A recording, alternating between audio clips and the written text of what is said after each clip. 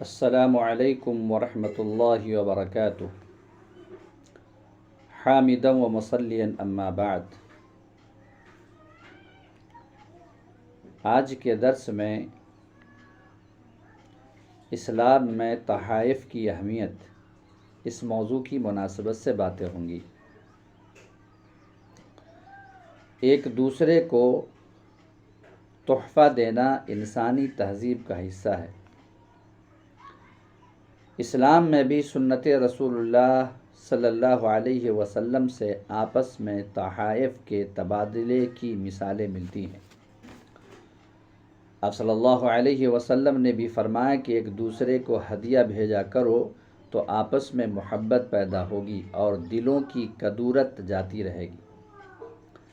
آپ صلی اللہ علیہ وسلم جب خود کہیں جاتے تو کچھ نہ کچھ تحفہ لے کر ضرور جاتے اور اس کی تلقین بھی کرتے کہ کھجور ہی لے کر جاؤ، وہ بھی ممکن نہ ہو تو کھجور کی گٹھلی ہی لے جایا کرو۔ گویا کہ یہ بات علامتی ہے، لیکن مقصد یہ کہ تحفہ ضرور لے کر جانا چاہیے اور اپنی استطاعت کے مطابق لے جانا چاہیے۔ اسلام نے اور پیارے نبی صلی اللہ علیہ وسلم نے کوئی بھی سلسلہ بے وجہ اور فضول میں جاری نہیں فرمایا، بلکہ اس کے فوائد کے پیش نظر ہی سلسلہ شروع کیا گیا اور اس کے طور طریقے و اصول بھی مرتب کیے گئے، کیونکہ بے اصولی سے کیا گیا ہر کام نامناسب ہی ثابت ہوتا ہے۔ اس لیے تحفے دینے کے بھی کچھ اصول ہیں۔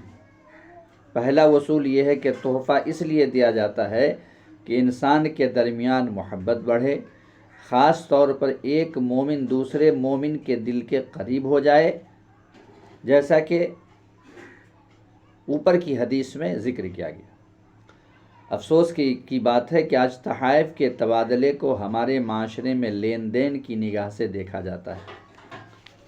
بہت سارے موقعوں پر ہم رسم دنیا کو نبھانے کے لیے تحائف دیتے ہیں تاکہ ہماری عزت پر کوئی حرف نہ آئے، جبکہ لین دین اور رسم دنیا کے پیش نظر تحفہ دینا سراسر تحفہ کی توہین ہے۔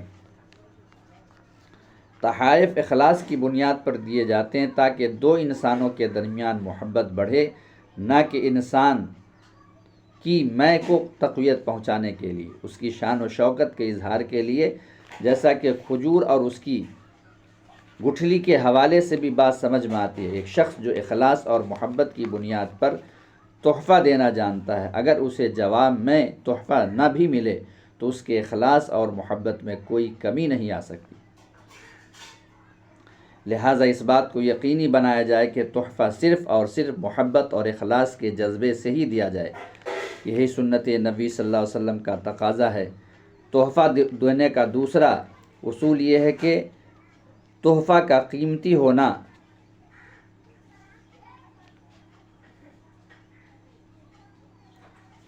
وہ تحفہ جو اخلاص اور محبت کی بنیاد پر دیا جاتا ہے، اس کی قیمت نہیں لگائی جا سکتی۔ اس لیے کسی کا تحفہ چاہے بہت قیمتی نہ بھی ہو، لیکن اس کو خوش دلی سے قبول کیا جائے۔ آپ صلی اللہ علیہ وسلم کی سلسلے میں حدیث ہے کہ اگر مجھے تحفے میں کوئی بکری کا ایک پایا بھی پیش کرے تو میں ضرور قبول کروں گا۔ اگر کوئی دعوت میں ایک پایا ہی کھلائے تو میں ضرور اس کی دعوت میں جاؤں گا۔ تیسرا یہ کہ تحفہ دینے کا تقاضا یہ ہے کہ ہم دوسرے انسان کو بھی تحفے میں وہی چیز دیں جو ہم اپنے لیے پسند کرتے ہیں۔ کوئی بھی ایسی چیز جو آپ کی خود کی نظر میں بے وقت ہے، اس کو دوسرے کے لیے پسند نہ کریں۔ ایک دفعہ ایک رشتہ دار نے عید الفطر سے چند روز پہلے کھجوروں کا استعمال شدہ لفافہ بھیجا، جبکہ رمضان مبارک ختم ہونے میں چند ہی روز باقی تھے۔ لہٰذا کسی کو تحفہ دیتے ہوئے اس کی بے عزتی نہ کیجیے، نہ ہی ان کو کم حیثیت سمجھے۔ آپ صلی اللہ علیہ وسلم کا ارشاد ہے، اس ذات کی قسم جس کے قبضے میں میری جان ہے، کوئی بندہ مومن نہیں ہو سکتا جب تک کہ وہ بھائی کے لیے بھی وہی پسند نہ کرے جو اپنے لیے کرتا ہے۔